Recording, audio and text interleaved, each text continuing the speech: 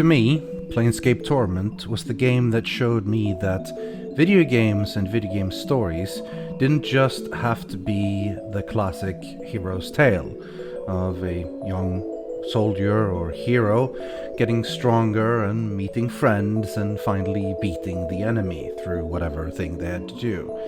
Video games could actually have the type of story that you saw in books and really great movies or TV shows, something truly meaningful and emotional that made you think about it.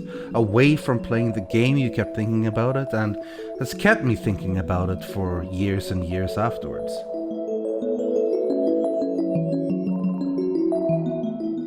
Hello, my name is Rythian, and today I'll be talking about what Planescape Torment means to me.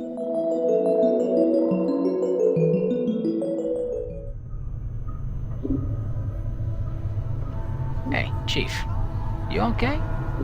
You playing corpse or you putting the blinds on the dusties? I thought you were a deader for sure. I remember getting this game in a store. I went to one of those good old-fashioned physical stores and finding this 3-pack box thing. I still have it with me, still to this day. One of the few things I've kept since those times. And in that box was Planescape Torment, Baldur's Gate 1, and Fallout 2. I had already played Baldur's Gate 1. I remember buying Baldur's Gate 1 from a friend at school.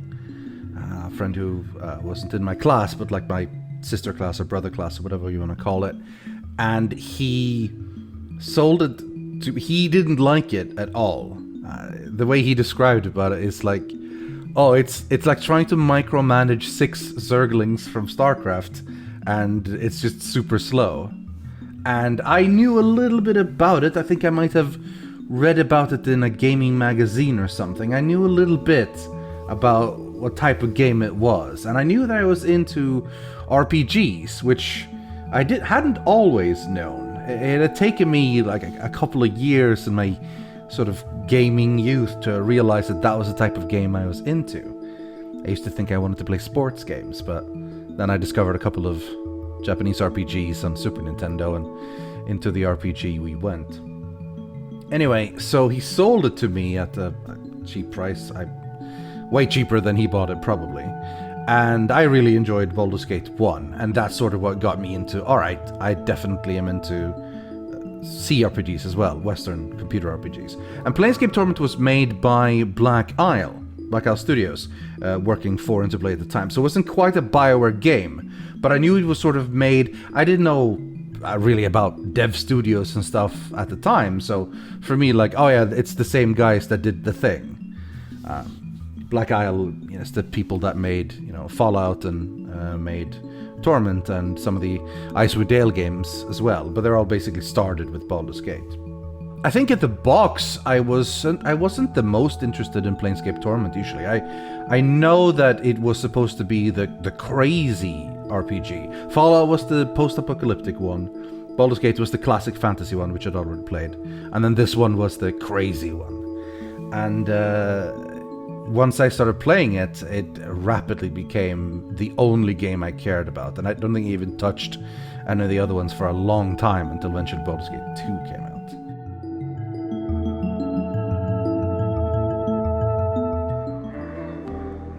Your reasons for your incessant clicking are not known to me.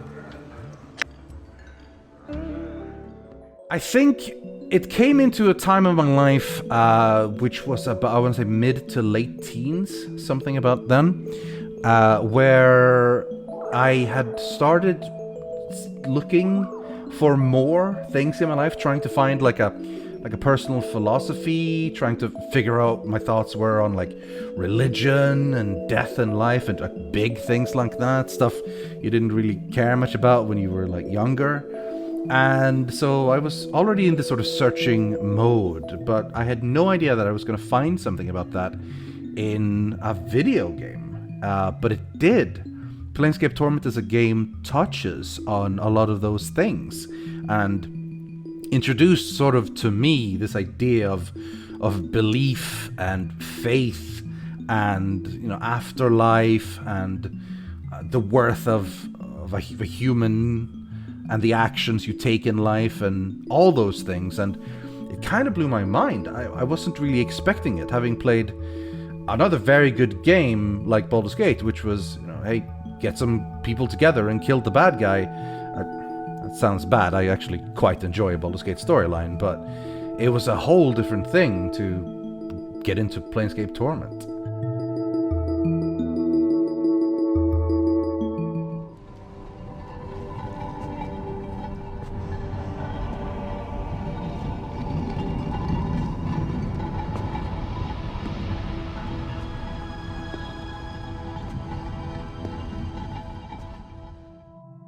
I think the moment when the game really clicked for me was very early on. You start the game by waking up from a slab in the mortuary, in the morgue, where you just wake up and everyone assumes you're a corpse because, frankly, you look like a corpse. You basically look like a zombie walking around. You immediately get met by a floating skull, a wisecracking guy called Mort, and after you make your way out of the morgue, the mortuary, you can walk around and do a couple of quests and things, but of course, as is in any other RPG, you make your way to the local tavern. This local tavern is called the Smoldering Corpse Bar, named so after a smoldering corpse, a man alive in the middle of the entire thing, constantly on fire, giving heat, light, and warmth to the people of the bar. And in there were two characters that you met. One of them is a recruitable NPC, Dakon, which I'll go into a little bit more detail in a bit.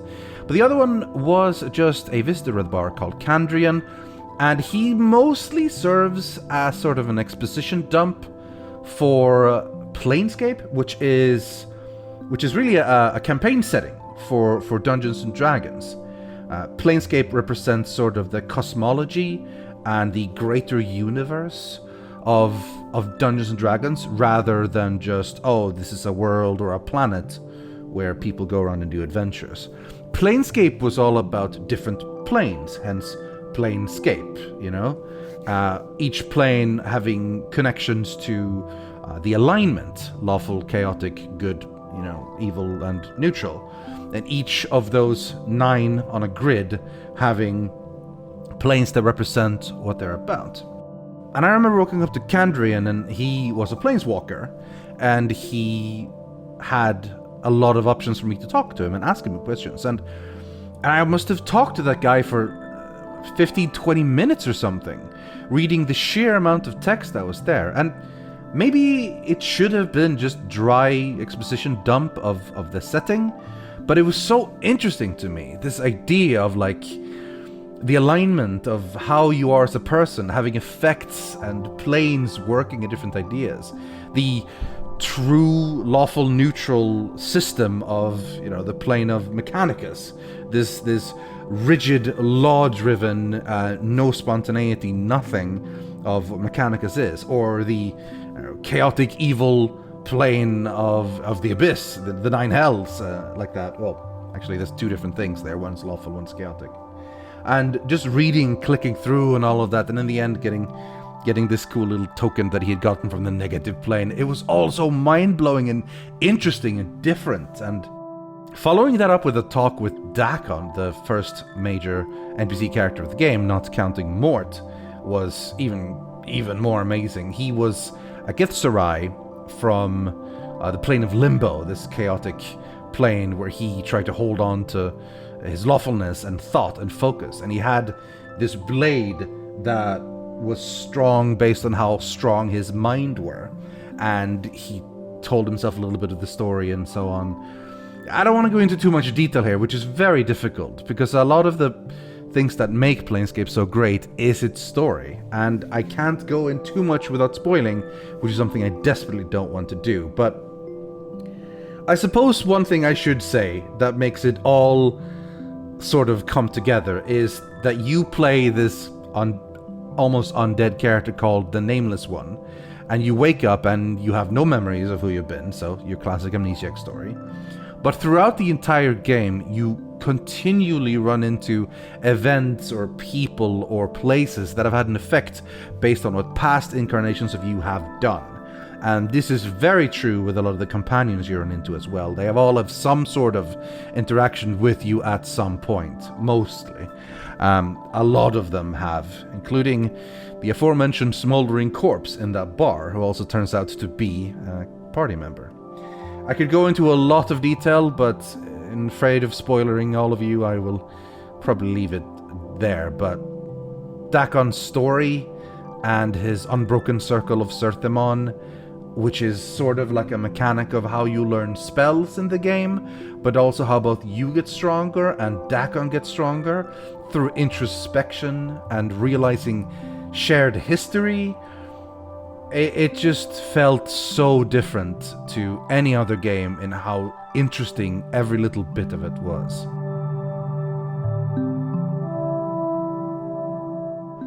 Goldward, also known as Wanker City. I think I've played this game maybe 3 or 4 times, which may not sound that much, but I tend to let a long time go between playing it, because when I play a lot of it. I almost 100% complete it every time to make sure I see everything and do everything, and it stays so strongly in my mind that I don't always want to revisit it, but it is probably about time to revisit it again now. There is an enhanced edition out now that another company has released, like a fully enhanced edition working on modern computers without any sort of mods. That makes it quite tempting to replay now without having to download a bunch of fixes and mods to get it to work on modern computers. It's always amazing to revisit it, to just see where so much of it came from, so much of what I'm thinking came from. What is it that brings you here? Have you come to see firsthand the misery you have wrought? Perhaps in death I still hold some shred of use for you, my love. I think my favorite part of the game would just, maybe it's a cop-out answer, but the writing, which is the key to the entire game, I think. There's just so much about everything that is just inherently interesting and meaningful and just mind-blowing in the twists and the revelations and just characters growing in their arcs over time. The ending and the character resolutions, and I haven't even mentioned half the characters, but they're all fantastic.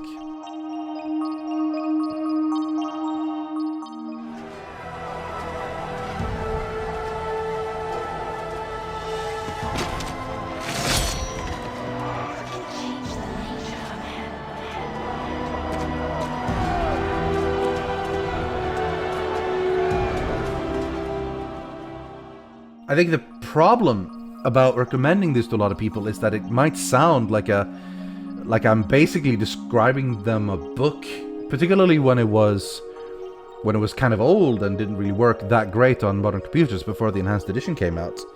You're trying to sell people with, it's a game that is all about the story, and then people go, well, maybe I should just read a book. It's like, yeah, well, but it is really good. It's got beautiful artwork.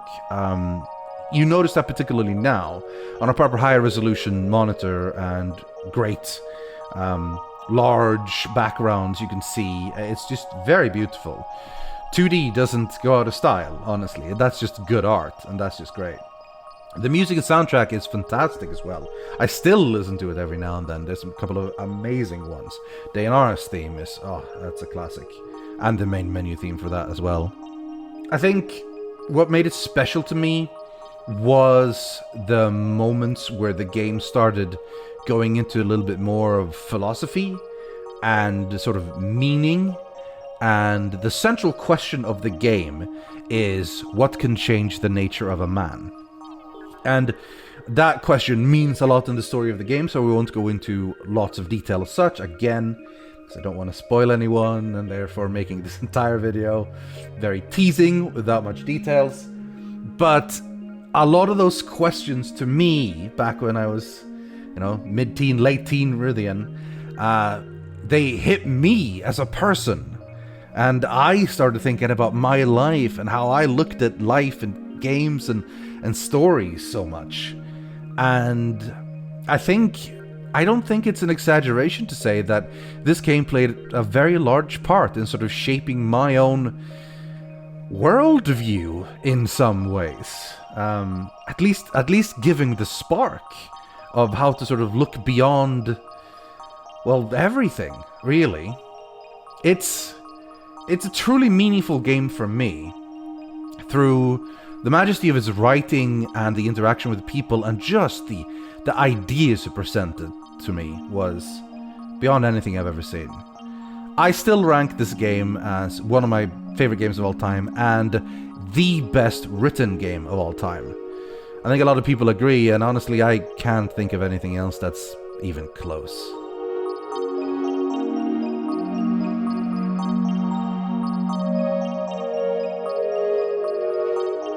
And that is what Planescape Torment means to me.